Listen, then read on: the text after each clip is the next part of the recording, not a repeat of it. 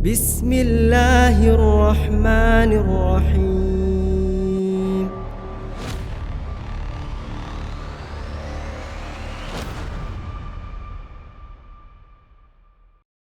Assalamualaikum warahmatullahi wabarakatuh.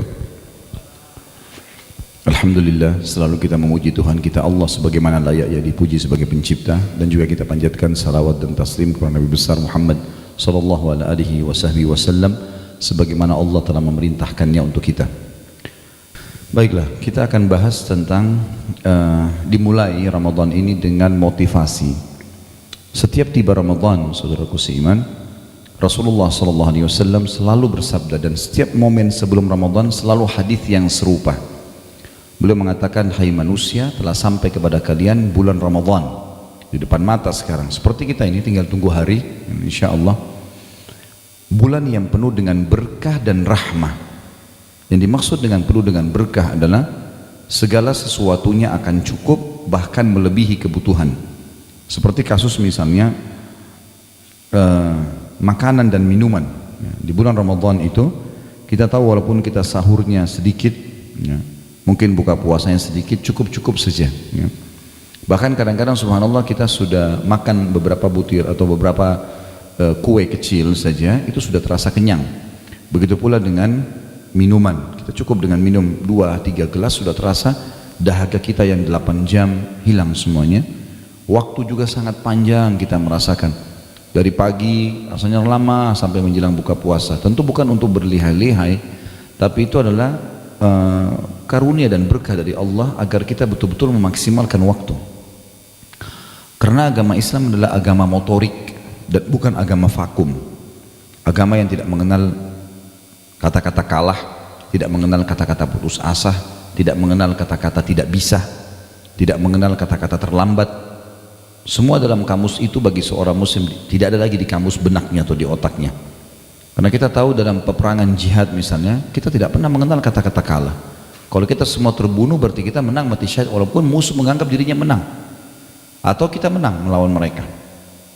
Islam menyuruh kita kalau di tangan kita ada bibit dan besok kiamat disuruh tancapin, walaupun besok kiamat. Tidak ada kata putus asa. Seseorang pernah diceritakan Nabi SAW membunuh 99 jiwa, lalu dia datang kepada seorang abid dan dia mengatakan, bisa nggak saya tobat orang abid ini? Abid ini artinya orang yang suka ibadah tapi nggak punya ilmu. Lalu dia bilang, nggak mungkin kau diterima tobatmu, sudah bunuh 99 jiwa. Lalu dibunuhlah orang ini sehingga genap 100. Lalu kemudian datang orang yang dia datangi seorang yang alim lalu bertanya, apakah saya masih bisa diampuni dosa saya sementara saya sudah bunuh 100 orang? Kata dia, rahmatnya Allah luas. Maka dia pun bertobat dan masuk ke dalam surga. Agama Islam agama yang mulia. Kita berbuat dosa sekian puluh tahun pun selama kita masih hidup masih bisa dimaafkan oleh Sang Pencipta Allah. Agama yang tidak pernah mengenal putus asa. Semuanya kebaikan-kebaikan. Semua yang diperintahkan baik semuanya. Disuruh berbakti sama orang tua, jujur, amanah, tanggung jawab, dermawan, ramah, santun, segala macam. Dan dilarang semua yang buruk-buruk, kasar, mencuri, mengambil haknya orang lain, apalah segala macam dilarang. Maka kita tahu agama yang sangat luar biasa, dan Allah subhanahu wa ta'ala dengan kemahamurahannya memang memilih beberapa tempat yang dimuliakan dari tempat yang lain. Iya, seperti kasus Mekah dan Madinah dipilih dari tempat yang lain misalnya. Allah juga memilih dari karangan malaikat ada Jibril, Mikail, Israfil sebagai pemimpin dibandingkan malaikat yang lainnya, walaupun semuanya mulia. Dipilih juga dari para nabi-nabi, daripada manusia dan nabi-nabi dan rasul. Begitu pula dipilih dari waktu, ada bulan Ramadan dibandingkan bulan-bulan yang lain. Makanya Nabi SAW menggembirakan para sahabat mengatakan, akan datang atau telah datang kepada kalian bulan yang penuh dengan berkah plus rahmah. Rahmah adalah kasih sayang dari Allah, karunia Allah akan berikan kita memenuhi segala kebutuhan. Bahkan jarang sekali, mungkin tidak ada kita dengar di bulan Ramadan ada orang kelaparan atau ada orang kehausan, karena memang banyak orang yang berbagi, orang yang bersedekah gitu kan. Dan rahmatnya Allah yang sangat luas, di bulan Ramadan kita di training secara massal untuk menjadi orang baik. Bulan Ramadan mayoritas muslimin puasa di siang hari, malam harinya mereka tarawih. Mereka masuk masjid berlomba-lomba baca Quran. Orang semua sedang berbuat baik. Kalau bulan Ramadan tidak bisa mengubah dengan rahmatnya Allah kita menjadi baik, kira-kira kapan kita akan menjadi baik? Lalu kata Nabi SAW, pada bulan itu Allah melihat persaingan kalian. Tunjukkanlah yang terbaik dari kalian. Bulan itu Allah tutup semua pintu neraka, Allah buka semua pintu surga, Allah ikat semua setan-setan yang jahat. Apa yang dimaksud dengan dibuka pintu surga dan ditutup pintu neraka? Sementara kita, kalaupun dibuka sekarang pintu surga, kita nggak bisa masuk ke dalam, belum meninggal. Itu pun nanti harus melalui proses akhirat baru masuk ke sana. Begitu dengan ditutupnya neraka atau dibukanya sekarang, kita tidak tahu akan apa fungsi. Hadis mengatakan yang dimaksud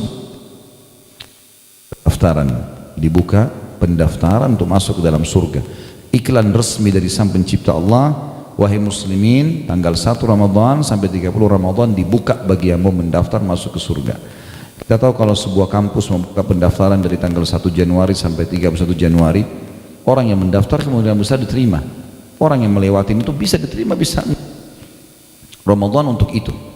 Dan kita harus tahu juga seseorang di antara kita sudah punya tempat sekarang di surga dan sudah punya tempat di neraka. Kalau kita meninggal dalam keadaan beriman dan banyak beramal saleh, kita akan masuk menempati tempat kita di surga. Dan tempat neraka akan diberikan kepada orang-orang yang kuasa Allah akan diberikan ke siapapun yang dari hambanya disiksa. Kalau seseorang meninggal fasik, ada dosanya walaupun dia muslim, tidak sempat taubat, maka dia akan melewati nerakanya, kemudian dia masuk ke surganya. Kalau dia meninggal dalam keadaan kafir, dia akan langsung masuk ke nerakanya, dan tempatnya di surga dengan izin Allah diberikan kepada siapa yang dia inginkan. Di bulan Ramadan terbuka pendaftaran masuk surga dan dihapus nama-nama setiap orang yang terkait dari api neraka. Nabi SAW mengatakan, sesungguhnya di setiap tiba Allah memiliki penghapusan nama hamba-hambanya dari api neraka, dan itu terjadi pada setiap malam dari malam. Juga dalam hadis yang lain, kalau tiba Ramadan maka Allah menurunkan malaikat, kemudian malaikat itu menyeru mengatakan, hai pelaku kebaikan, bersegeralah meninggikan derajatmu di surga, karena surga sedang dibuka pintunya. Kalau kita biasa di level A, pindah ke level yang lain lebih tinggi. Dan hai pelaku keburukan, berhentilah dan bertaubatlah karena pintu neraka sedang ditutup. Jadi seperti orang kalau buat kriminal nggak masuk penjara. Tentu bukan kita mudah-mudahkan supaya buat kriminal, tidak. Artinya saatnya dia bertaubat kembali ke jalan Allah Subhanahu wa taala. Dan syaitan-syaitan belenggu, musuh kita yang biasa menyesatkan kita dari jalan Allah, belenggu namanya. Di belenggu ini leher, tangan dan kaki diikat. Kalau kita sedang lomba lari, kemudian ada syaitan, ada musuh kita yang sedang bersama dengan kita berlomba lari, lalu dia dibelenggu, kita tetap akan menang. Jalan santai pun kita akan menang. Dan ada orang yang sayang sekali begitu tiba Idul Fitri, bila Allah panjangkan umurnya, dia sudah sampai di garis finish, tinggal selangkah lagi, bukannya memicu lebih cepat, enggak, dia duduk berhenti menunggu syaitan atau musuhnya mendekat, sehingga kembali lagi pada kemaksiatan dan pelanggaran-pelanggaran agama yang telah dilarang. Kalian, Ramadan harus betul-betul dijadikan momen perbaikan jiwa, menjadi lebih baik dari sebelumnya. Dan ada di buku kita ini, kiat-kiat menghidupkan bulan Ramadan, ada dua bahasan. Bahasan yang pertama berhubungan dengan 10 jenis amal soleh yang sangat ditekankan. Kemudian juga ada tuntunan praktis puasa Nabi Muhammad SAW. Sebagaimana kalau Bapak Ibu lihat daftar isinya ada itu ya. Setelah muqaddimah ada amal-amal soleh bulan Ramadan 10 poin. Kemudian ada yang sebelahnya tuntunan praktis puasa Nabi SAW, dari definisi puasa, hukum-hukum puasa, keutamaan puasa dan seterusnya, sampai hukum-hukum puasa bagi wanita. Dan ini saya harapkan setengah buku dari judul tuntunan praktis ini Bapak Ibu baca sendiri di rumah. Saya tinggal fokus ke 10 amal yang diperintahkan oleh Nabi SAW. Yang pertama, teman-teman sekalian,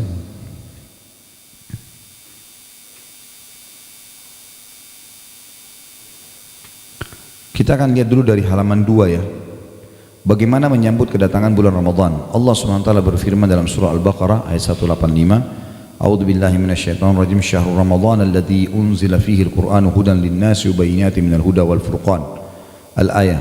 Beberapa hari yang ditentukan itu ialah bulan Ramadan, bulan di dalamnya diturunkan permulaan pertama sekali turun Al-Qur'an sebagai petunjuk bagi manusia dan penjelasan-penjelasan mengenai petunjuk itu serta pembeda antara hak yang batil dan yang batil. Saudaraku yang mulia, kata penulis, Allah Ta'ala mengistimewakan bulan Ramadan dari bulan-bulan lainnya dengan berbagai keistimewaan dan keutamaan. Di antaranya Bau mulut orang yang berpuasa lebih harum di sisi Allah daripada aroma kasturi. Nanti kita baca hadis ini ya. Para malaikat memohonkan ampunan bagi orang-orang yang puasa hingga berbuka puasa. Setiap hari Ramadan, bulan Ramadan, Allah SWT menghiasi surganya seraya berkata, hampir tiba saatnya para hamba-hambaku yang saleh melepaskan segala beban dan gangguan serta menuju kepada engkau hai surga. Para syaitan dibelenggu, pintu-pintu surga dibuka dan pintu neraka ditutup. Di dalamnya terdapat malam Lailatul Qadar, malam lebih baik daripada 1000 bulan. Akan diberi pengampunan bagi orang yang berpuasa pada malam terakhir bulan-bulan Ramadan. Kemudian Allah SWT membebaskan hamba-hamba yang dari neraka pada setiap malam dari bulan Ramadan. Ini garis besarnya tentunya. Saya langsung masuk ke poinnya. Kita masuk ke halaman 5, amal-amal saleh di bulan Ramadan. Yang pertama, bulan Ramadan dikenal juga dengan bulan puasa, ibadah puasa. Ibadah puasa saudara seiman adalah ibadah yang paling besar pahalanya dan tidak ada yang bisa menyainginya. Ibadah apapun selain daripada puasa. Sesuai dengan hadis Rasulullah SAW dalam hadis yang sahih diriwayatkan oleh Imam Bukhari Muslim, kullu amal ibn Adam lahu al-hasanatu bi asyri amthaliha ila 700 di'fin yaqulu Allah azza wa jal illa as-siyama fa innahu li wa ana ajzi bih taraka syahwatahu wa ta'amahu wa syarabahu min ajli lis-saimi farhatun 'inda fitrih wa farhatun 'inda liqa'i rabbih wala khalufu famis saimi atyabu indallahi min rihil misk. Seluruh amal ibadah Bani Adam adalah miliknya dan setiap kebaikan akan dibalas 10 kali lipat hingga 700 kali lipat. Artinya sholat, zakat, haji, bakti sama orang tua, itu kadar pahalanya bisa 10 sampai 700 kali lipat tergantung kadar keikhlasan seseorang. Kecuali kata Allah SWT, kecuali ibadah puasa, sesungguhnya ia adalah milikku dan aku akan langsung membalasnya. Sebabnya pahala lebih besar puasa lebih besar pahalanya karena seseorang yang berpuasa telah menahan diri dari syahwat makanan dan minuman karena aku, kata Allah, karena aku semata. Ada 2 kegembiraan bagi orang yang sedang berpuasa. Kegembiraan saat ia berbuka. Kata ulama hadis ada 3 maknanya ini. Yang pertama, gembira karena dia berhasil menghilangkan rasa hausnya yang sudah dia tahan dan laparan dari pagi hari. Kegembiraan yang lebih tinggi daripada itu adalah berhasilnya dia mengalahkan syaitan. Karena dari sebelum sahur syaitan goda dia supaya tidak puasa, tapi dia terus bertahan sampai azan maghrib, maka dia gembira karena dia berhasil menang. Dan yang ketiga adalah kegembiraan dia karena dia bisa mendapatkan pahala berlipat-lipat pada saat berbuka dengan cara membuka puasakan orang lain juga. Nanti akan kita bahas poin yang ketiga ini. Dan yang kedua adalah kegembiraan tak kala bertemu dengan Allah karena masuk ke dalam surga. Dan sungguh bau mulut orang yang berpuasa lebih harum di sisi Allah daripada aroma minyak kasturi. Kata para ulama hadis, maksudnya adalah ahli surga nanti dari orang yang suka puasa, kalau dia ngomong maka bau kasturi yang keluar. Dan ini minyak yang sangat wangi dan mahal. Sekarang pun ada tentunya dijual dengan nama kasturi, tapi bukan kasturi itu yang dimaksud. Karena kasturi di surga nanti beda. Semua yang disebutkan dalam Al-Quran yang mirip namanya dengan nama-nama dunia, seperti misalnya disebutkan buah delima, buah kurma, ya, anggur dalam Al-Quran, pisang, itu cuma sama namanya dengan dunia, tapi beda bentuk dan rasanya. Sebagaimana contoh misalnya hadis Nabi SAW yang berbunyi, buah kurmanya surga, satunya besarnya seperti nampan, tempayan, tempat makanan yang besar, ya. Itu besar sekali dan lebih lembut daripada buih, lebih manis daripada madu. Jadi hanya sama namanya tapi beda bentuk dan rasanya. Begitu pula dengan masalah ini. Ya, sebagaimana kita tahu juga lukanya orang yang mati syahid lebih wangi dari bau kasturi, gitu kan? Semua itu menandakan memang lebih wangi. Cuman istilah nama sama tapi di akhirat jauh lebih baik. Hadis selanjutnya adalah hadis Bukhari Muslim dan ini penting sekali, 2 syarat mutlak. Digaris bawahi kalau yang punya pena. Sabda Nabi SAW, man shama ramadhana imanan, ini imanan garis bawahi, wahtisaba, ini juga digaris bawahi, ghufira lahu ma taqaddama min dzambi. Barang siapa yang berpuasa karena keimanan, jadi bukan puasa karena semua teman-teman kita puasa, karena lingkungan kita puasa, karena pasangan kita puasa, karena enggak enak sama orang, enggak. Orang seluruh dunia tidak puasa pun kita tetap puasa sendiri. Keimanan antara kita dengan Sang Pencipta Allah. Yang kedua, dan semata mengharap pahalanya, ihtisab, mengejar pahala-pahala itu. Niscaya diampuni dosanya yang telah lalu, dibersihkan semua. Kata penulis, tentu saja pahala yang besar ini tidak diberikan kepada orang yang menahan diri dari makan dan minum saja, namun diperuntukkan bagi orang yang benar-benar mengaplikasikan nilai-nilai puasa. Kalau dia cuma tahan lapar, tahan haus, tapi dosa setiap hari dikerjakan, maka juga puasanya tidak diterima. Contoh misalnya orang tetap puasa tapi tetap dusta. Hadis Nabi SAW riwayat Bukhari berbunyi, "Man lam yadha' qaula az-zuri wal 'amala bihi falaysa lillahi hajatan fi an yadha'a ta'amahu wa syarabah." Barang siapa yang tidak menahan diri dari ucapan dusta dan perbuatan dusta, maka sedikit pun Allah tidak sudi menerima puasanya meskipun ia menahan diri dari makan dan minum. Juga dalam riwayat Rasulullah SAW bersabda, riwayat yang lain, hadis riwayat Imam Bukhari Muslim, "As-sawmu junnah, fa idza kana yawma shawmi ahadikum fala yarfuth wa la yafsuq wa la yajhal." Tolong 3 kalimat ini digaris bawahi ya. Fala yarfuth, kata-kata yarfuth, wa la yafsuq, ini juga digaris bawahi, wa la yajhal. 3 ini nanti saya terjemahkan. Fa in sabahu ahadun falyakul inni imru'un sha'im. Ibadah puasa laksana perisai. Di dalam riwayat yang dikatakan seperti perisai seseorang di antara kalian menangkis serangan musuh. Maksudnya perisai dari api neraka. Kalau ada orang yang mau jadikan puasanya sebagai perisai dari api neraka, dia nggak masuk neraka karena puasa, maka jika dia puasa, janganlah dia berbuat yang senonoh, yang tidak senonoh. Ya. Sini terjemahnya masih global kalau tidak senonoh, tapi makna rafath ya, adalah mengucapkan kalimat syahwat kepada selain pasangan halal. Sayang, cinta, rindu, apalah kekasih, ini semua hanya boleh pada istri atau suami. Suami istri pun boleh mengucapkan, tapi hubungan biologisnya nggak boleh. Tapi ini kalau umum nggak boleh. Siapa yang mau selamat dari api neraka dengan puasanya, jangan rafath, jangan fusuk. Di sini diterjemahkan berbuat jahat, tapi sebenarnya terjemahannya bukan berbuat jahat. Fusuk itu adalah menyentuh secara fisik, kayak pegang, cium, peluk, ya, yang bukan dengan pasangan halal. Kemudian yajhal, di sini ditulis berbuat jahil, sebenarnya maknanya adalah buat sia-sia. Ya, seperti banyak orang yang saya pernah kasih contoh, Ramadan habis waktunya semua di mall. Mall baru buka jam 10 pagi dia nomor 1 antri. Ya. Kemudian muter-muter sampai buka puasa. Ya. Enggak juga belanja, enggak juga buat apa-apa. Kenapa? Tunggu buka puasa. Kenapa ini sia-sia? Ya. Ada orang yang puasanya diisi hanya dengan tidur. Puasa cuma 1 jam. Dari pagi sampai menjelang jam 5 sore baru bangun, baru mandi siap buka puasa.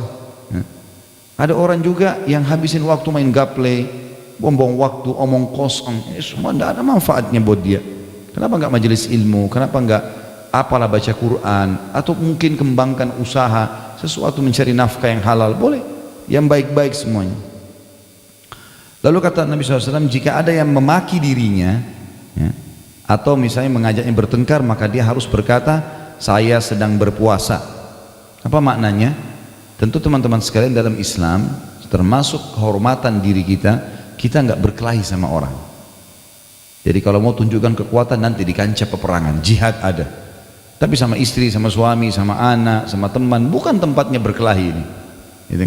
Kalau ada orang yang ajak bertengkar, maka tinggalkan saja, biarin dia bertengkar sama tembok. Ya.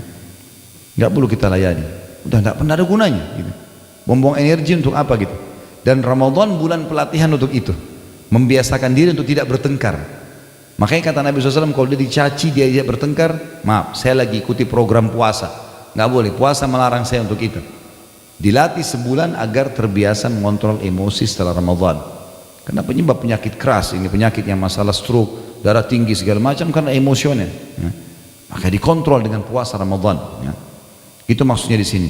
Kata beliau penulis, wahai hamba Allah, jika anda telah berpuasa maka puasakanlah juga pendengaran, penglihatan, lisan dan seluruh anggota badan anda. Jangan samakan antara hari berpuasa anda dengan hari-hari lainnya. Ada juga orang dari pagi sampai malam nonton terus film, gonta-ganti dari film ini ke film itu. Kenapa ini? Gitu.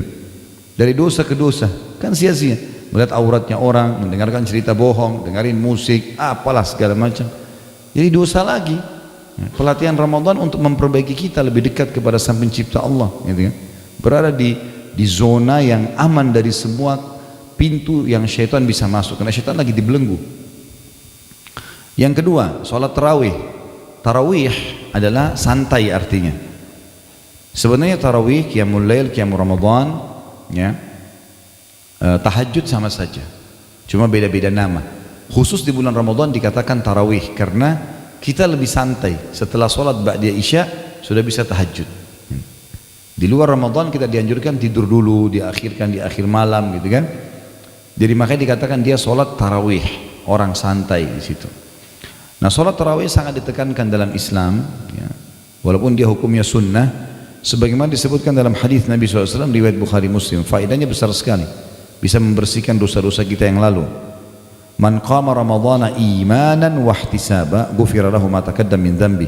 Barang siapa menunaikan qiyamul lail pada bulan Ramadan karena keimanan, sama tadi, bukan karena teman-teman kita ajak, bukan karena tidak enak. Memang saya ke masjid mau sholat tarawih karena perintah Allah. Orang tidak ada yang tarawih pun kita tetap tarawih gitu, seperti itulah. Dan mengharapkan pahalanya, maka akan diampuni semua dosa-dosanya yang lalu. Sholat malam sangat ditekankan teman-teman sekalian, sebagaimana misalnya dalam surah Al-Furqan ayat 63 dan ayat 64. A'udzu billahi minasyaitonir rajim wa ibadur rahmanil ladzina yamshuna 'alal ardi hauna wa idza khatabahumul jahiluna qalu salama walladzina yabituna li rabbihim sujjadan wa qiyama. Dan hamba-hamba yang baik dari Rabb yang Maha Penyayang, maksudnya orang-orang yang berprestasi dari hamba-hamba Allah ialah orang-orang yang berjalan di muka bumi dengan rendah hati, enggak ada kesombongan, ya. Dan apabila orang-orang yang jahil menyapa mereka, tadi diajak berkelahi, diajak bertengkar, maka mereka mengucapkan kata-kata yang mengandung keselamatan. Ya sudahlah, terserah kamu, bertengkar deh sama tembok atau pohon sana, ya. Saya nggak mau ikut-ikutan, ya. Dan orang-orang ini saksi bahasan yang melalui malam-malam hari mereka dengan sujud dan berdiri untuk Rabb mereka. Mengerjakan salat malam adalah kebiasaan Rasulullah sallallahu alaihi wasallam dan para sahabat juga ridwanullahi alaihim, sehingga Aisyah radhiyallahu anha berkata, janganlah kalian tinggalkan salat malam, sebab Rasulullah SAW tidak pernah meninggalkannya. Kendati pun beliau sakit atau sedang lesu, beliau tetap mengerjakannya dengan duduk. Kalau capek betul-betul boleh. Dan di sholat sunnah, teman-teman sekalian, kita boleh kerjakan walaupun kita duduk. Kalau sunnah, sholat sunnah, walaupun kita tidak capek. Misal sholat ba'da isya, saya nggak mau berdiri, saya mau duduk aja, boleh. Tapi pahalanya setengah pahala orang yang berdiri. Sholat wajib nggak boleh, harus ada udzur baru bisa duduk. Makanya di sini dikatakan kalau Nabi SAW betul-betul lesu, capek, beliau kerjakan sholat tahajud dengan duduk pun, gitu kan. Dan alhamdulillah tidak makan waktu yang lama gitu. Ramadan mengajar kita untuk itu. Jadi sebulan penuh kita dibiasakan untuk sholat tarawih, dan alhamdulillah di Indonesia semua masjid kita menghidupkan itu agar kita terbiasa menerapkannya dalam kehidupan kita. Umar bin Khattab radhiyallahu anhu biasa mengerjakan sholat malam. Bila tiba di pertengahan malam, beliau segera membangunkan keluarganya untuk sholat. Beliau sambil berseru, sholat, sholat, seraya membaca firman Allah dalam surah Thaha ayat 132, A'udzu billahi minasyaitonir rajim, wa'mur ahlaka bis sholati wastabir 'alaiha la nas'aluka rizqa nahnu narzuquk wal aqibatu lit taqwa. Dan suruhlah keluargamu mendirikan salat dan bersabarlah kamu dalam mengerjakannya. Kami tidak pernah meminta rezeki kepada kalian, kamilah yang memberi rezeki kepada kalian, dan akibat yang baik itu adalah bagi orang-orang yang bertakwa. Ibnu Umar radhiyallahu anhu pernah membaca firman Allah dalam surah Az-Zumar ayat 9, A'udzu billahi minasyaitonir rajim, amman huwa qanitun ana al-laili sajidan wa qa'ima sajidan wa qa'iman yahdharul akhirata wa yarju rahmat rabbih. Apakah kamu wahai orang-orang musyrik di Mekah lebih beruntung ataukah orang-orang yang beribadah di waktu-waktu malam dengan sujud dan berdiri sedangkan ia takut kepada azab akhirat dan mengharapkan rahmat Rabbnya? Ibnu Umar berkata, orang yang dimaksud dalam ayat ini adalah Utsman bin Affan radhiyallahu anhu. Ibnu Abi Hatim berkata, Ibnu Umar radhiyallahu anhu mengatakan hal itu karena banyaknya sholat malam dan tilawah yang dilakukan oleh Amir Mu'minin Utsman bin Affan hingga, perhatikan kalimat ini ya, terkadang beliau membaca seluruh Al-Quran dalam satu rakaat. Dalam riwayat lain dikatakan Utsman bin Affan baca 30 juz di rakaat terakhir witir, yang biasa Bapak Ibu baca Qul Huwallahu Ahad itu. Nah itu Utsman bin Affan baca 30 juz, ya. Kita ada yang bilang bagaimana bisa, ya itu kuasa Allah, Allah berkahi.